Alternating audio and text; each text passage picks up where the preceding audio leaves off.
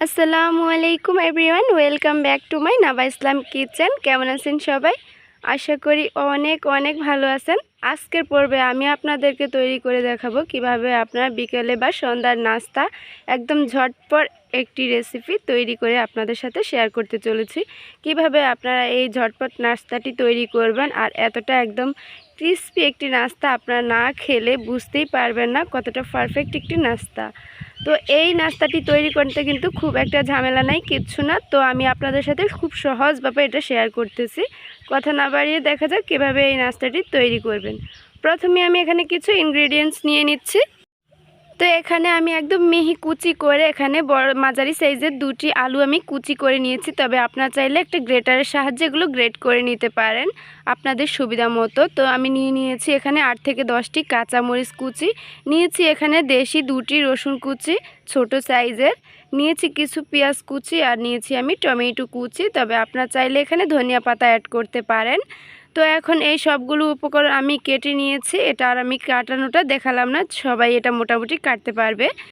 এখন লাগছে হচ্ছে এখানে আমার মোটামুটি এখানে 200 গ্রাম ময়দা আছে। এখানে কিন্তু ময়দাটাই লাগবে। তো এখন আমি নিয়ে নিচ্ছি একটা মিক্সিং বল। দেখতেই পাচ্ছেন খুব সহজভাবে আমি আপনাদের সাথে রেসিপিটি শেয়ার করতেছি। তো এখানে আমি 1 বাটি আলু কুচি নিয়েছি, দিয়ে দিচ্ছি এখানে 6 থেকে 7টি কাঁচামরিচ কুচি। এখন দিয়ে দিচ্ছি এখানে ডিম।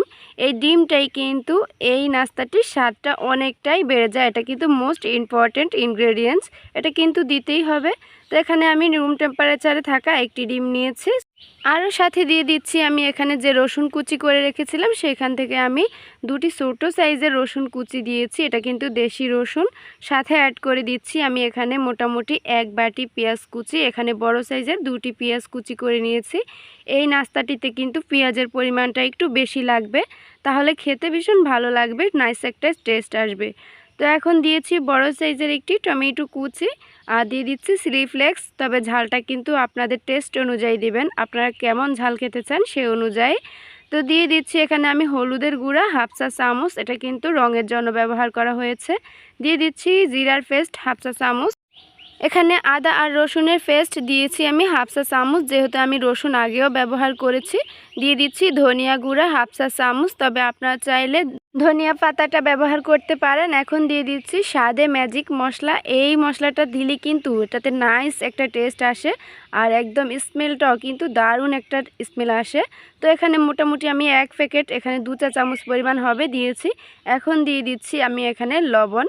তো লবণটা কিন্তু অবশ্যই টেস্ট করে দিতে হবে। তো এখন আমি এখানে 1/2 চা চামচ লবণ দিয়েছি আর সবগুলো উপকরণ হাত দিয়ে ভালোভাবে মেখে নিচ্ছি। আমি কিন্তু আমার ভিউয়ার্সদের বোঝানোর সুবিধার্থে প্রত্যেকটা জিনিসের পরিমাণ একদম সঠিকভাবে দিয়েছি। আপনারা যদি প্রতিটি স্টেপ ফলো করে প্রত্যেকটি পরিমাপ ফলো করে আপনারা এই রেসিপিটি তৈরি করেন, নাস্তাটি কিন্তু দুর্দান্ত হবে। তো পাচ্ছেন আপনাদের সাথে কথা বলতে বলতে আমার এই নাস্তাগুলো একদম মাখা হয়ে গিয়েছে। এখানে কিন্তু এক্সট্রা কোনো পানি ব্যবহার করা যাবে না, খেয়াল রাখবেন নিশ্চয়ই, তাহলে কিন্তু এই নাস্তাটি একদম ক্রিস্পি হবে না, একদম পারফেক্ট টেস্ট আসবে না। তো দেখতে পাচ্ছেন আমি এইগুলো মাখার পর যে একটা পানি বের হয়েছে এই উপকরণগুলো থেকে, সেগুলো দিয়েই কিন্তু এই নাস্তাটি কমপ্লিট করতে হবে মাখা। আর এটা কিন্তু একদম শক্ত করা যাবে না। আপনার ভিডিওতে দেখতে পাচ্ছেন আমি কীরকম করেছি মিশ্রণটি। তো এখানে আমি যে পরিমাণ ময়দা নিয়েছিলাম সেখানতে আমি 1/2 বাটি ময়দা দিয়েছি। আর এখন দেখতেই পাচ্ছেন মিশ্রণটি কেমন হয়েছে। এই ব্যাটারটা কিন্তু এইরকমই হবে, আর এইরকম হলেই কিন্তু আপনি বুঝবেন এটা একদম পারফেক্ট ব্যাটার। তো আমি চলে যাচ্ছি কিচেনে, আমার এটা মাখানো হয়ে গিয়েছে। তো আমি কিচেনে চলে এসে চুলাটা মোটামুটি মিডিয়াম হিটে আমি তেলটা গরম করে নিয়েছি। তো দেখতেই পাচ্ছেন আমি একটা চামচের সাহায্যে এগুলো একটু একটু করে এই পকোড়াগুলো শেপ দিয়ে দিচ্ছি। আপনারা চাইলে কিন্তু এই কাজটি হাতের সাহায্যেও করতে পারেন। এই নাস্তাটি কিন্তু আপনারা বাচ্চা থেকে বড় যে কাউকে সার্ভ করতে পারেন, আর অবশ্যই কিন্তু এটা গরম গরম সার্ভ করবেন, তাহলে কিন্তু আপনার প্রশংসা একদম বাধ্য। তো এটার এমনই একটা টেস্ট, আপনারা যদি একবার বাসায় না ট্রাই করেন তাহলে বুঝতে পারবেন না। এটা কিন্তু খুবই ঝটপট একটি রেসিপি, আর হাতের কাছে কিন্তু এই উপকরণগুলো যে কারোই থাকে। তো আমার একটা সাইড একটু লালচে কালার করে ভেজে নিয়েছি। তো মোটামুটি আরেকটা সাইডও আমি এইভাবে ভেজে নেব। তো দেখতেই পাচ্ছেন কালারটা আমি কেমন করে ভেজে নিয়েছি, একদম লালচে করে ভেজে নিয়েছি। আর এটা কিন্তু মিডিয়াম আঁচে ভাজতে হবে, একদম হাই আঁচে ভাজতে গেলে কিন্তু এটা দ্রুত হয়ে যাবে, কালার চলে আসবে, কিন্তু ভেতরগতভাবে সেদ্ধ হবে না বা ক্রিস্পি হবে না। আপনারা যদি মিডিয়াম লো আঁচে এই কাজটি করে থাকেন তাহলেই বুঝতে পারবেন এটা কতটা ক্রিস্পি হয়। তো এই নাস্তাগুলো কিন্তু আমি দুটি লেয়ার করে ভেজে নিয়েছি, দেখতেই পাচ্ছেন আপনারা। তো আমার একটা সাইড হতে মোটামুটি 3 মিনিটের মতো সময় লেগেছিল। তো আমি একটা লেয়ার ভাজতে প্রায় 7 থেকে 8 মিনিটের মতো সময় লেগেছিল। তো আপনাদের সাথে টাইমটা শেয়ার করার কারণ হচ্ছে যাতে আপনারা টাইমলি বুঝতে পারেন এটা কতটা সময় হলে একদম পারফেক্ট হবে। তো আমার এই লেয়ারটাও হয়ে গিয়েছে আর একদম মাশাআল্লাহ দারুণ একটা স্মেল এসেছে। তো এখন আমি একটু সার্ভ করে দেখিয়ে দিচ্ছি। আর আপনারা কিন্তু এটা সস বা কিন্তু সালাদের সাথে এটা পরিবেশন করতে পারেন। তো আমি এখানে সালাদ দিয়ে এটা পরিবেশন করেছি আর আলহামদুলিল্লাহ দেখতেই পাচ্ছেন একদম নাইস একটা কালার চলে এসেছে আর খেতেও কিন্তু অসাধারণ একটা টেস্ট এসেছিল। তবে আপনারা একবার অবশ্যই বাসায় ট্রাই করবেন।